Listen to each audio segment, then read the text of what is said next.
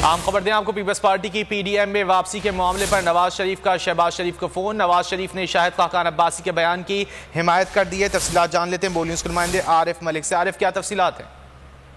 जी, जो कल शाहिद खाकान अब्बासी ने बयान दिया, फिर मरीम नवाज ने भी बयान दिया, तो इस हवाले से नवाज शरीफ ने शहबाज शरीफ को फोन किया और कहा है कि शाहिद खाकान अब्बासी की जो बात की है कि उन्हें जो शो का नोटिस दिया गया था और उन्होंने अभी तक जवाब नहीं दिया, तो जब तक वो अपना जवाब नहीं देंगे और अपना एतमाद बहाल नहीं करते तो उनकी वापसी जो है वो पीडीएम में मुश्किल है। ये नवाज शरीफ ने शहबाज शरीफ को कहा है कि एक उसूली मौक़िफ़ है और ठीक बात की है शाहिद खाकान अब्बासी ने कि जो चीज़ उनसे पूछी गई है वो अभी नहीं दिया, अपना एतमाद भी बहाल नहीं किया, तो ये नून लीग का उसूली मौक़िफ़ है और नून लीग उस पर कायम है। इसके जवाब में शहबाज शरीफ ने कहा कि अपोजिशन का इत्तेहाद होना चाहिए।